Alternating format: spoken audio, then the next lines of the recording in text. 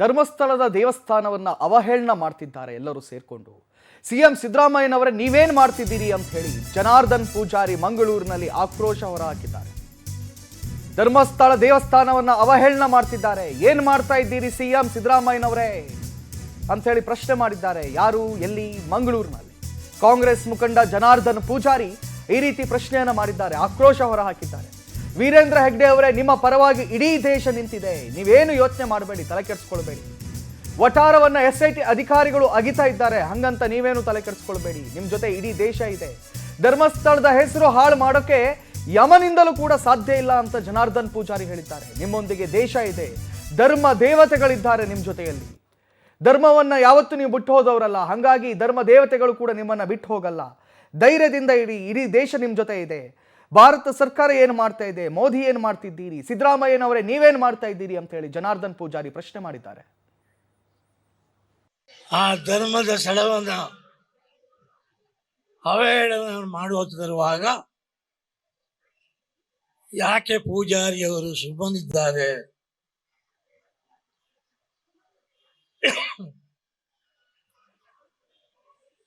ಭಾರತ ಮಾತ್ರ ಅಲ್ಲ, ಜಗತ್ತು ಕೇಳ್ತಾ ಇದೆ.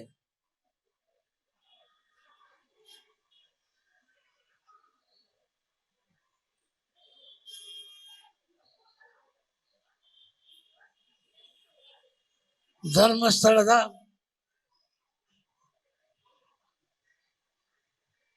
ವೀರೇಂದ್ರ ಹೆಗ್ಡೆಯವರೇ, ನಿಮ್ಮ ಒಟ್ಟಿಗೆ ಧರ್ಮಸ್ಥಳದ ಒಟ್ಟಿಗೆ ಇಡೀ ದೇಶ ಅಲ್ಲ, ಜಗತ್ತಿದೆ. ಆ ಧರ್ಮದ ಸ್ಥಳವನ್ನು ಅವಹೇಳನ ಮಾಡುತ್ತಿರುವಾಗ ಯಾಕೆ ಪೂಜಾರಿಯವರು ಸುಮ್ಮನಿದ್ದಾರೆ?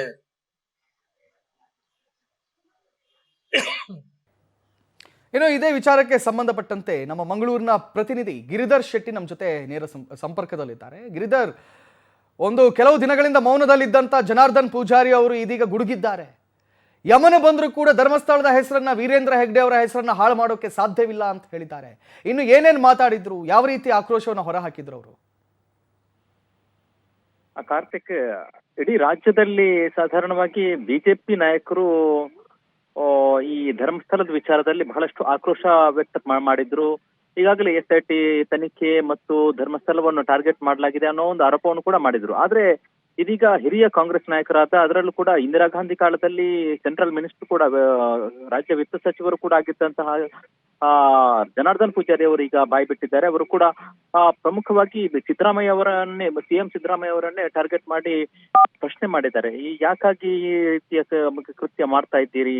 ಒಂದು ದೇವಸ್ಥಾನ ಮತ್ತು ಚರ್ಚ್, ಮಸೀದಿ ಏನೇ ಇದ್ರು ಕೂಡ ಅಲ್ಲಿ ಅದರ ವಠಾರದಲ್ಲಿ ಒಂದು ಶವ ಹೂಳುವುದು ಸಾಮಾನ್ಯ, ಅದಕ್ಕೂ ಭಾರತೀಯ ಸಂಸ್ಕೃತಿ. ಅಂತ ಸಂಸ್ಕೃತಿ ಇರುವಂತದ್ದು, ಅದರಲ್ಲೂ ಕೂಡ ಧರ್ಮಸ್ಥಳದಂತಹ ಕ್ಷೇತ್ರದಲ್ಲಿ ನೀವು ಶವ ಹೂತಿದ್ದಾನೆ ಅಂತ ಯಾರೋ ಹೇಳಿದ್ದಕ್ಕೆ ಅದರ ನೆಪದಲ್ಲಿ SIT ಮಾಡಿದ್ದು, ಮತ್ತೆ ಅದರ ವಿಚಾರದಲ್ಲಿ ಈಗ ಆಗಿದ್ದು ಧರ್ಮಸ್ಥಳವನ್ನು ಟಾರ್ಗೆಟ್ ಯಾಕೆ ಮಾಡ್ತಾ ಇದ್ದೀರಿ, ಅದರಲ್ಲೂ ಕೂಡ ವೀರೇಂದ್ರ ಹೆಗ್ಡೆ ಅವರನ್ನು ಯಾಕೆ ಟಾರ್ಗೆಟ್ ಮಾಡಿದ್ದೀರಿ ಅನ್ನೋ ಒಂದು ಪ್ರಶ್ನೆಯನ್ನು ಎತ್ತಿದ್ದಾರೆ. ಅದರ ಜೊತೆಗೆ ಇಡೀ ದೇಶ ಧರ್ಮಸ್ಥಳದ ಪರವಾಗಿದೆ, ಮತ್ತೆ ಧರ್ಮಸ್ಥಳವನ್ನು ಯಾರಿಗೂ ಕೂಡ ಅಲ್ಲಾಡಿಸಲಿಕ್ಕೆ ಸಾಧ್ಯ ಇಲ್ಲ, ಮತ್ತು ಇಡೀ ದೇಶವೇ ವೀರೇಂದ್ರ ಹೆಗ್ಡೆ ಅವರ ಪರ ಇದ್ದೇವೆ, ಮತ್ತೆ ನಾವೆಲ್ಲ ಇದ್ದೇವೆ ಅನ್ನೋ ಮಾತನ್ನು ಕೂಡ ಹೇಳಿದ್ದಾರೆ.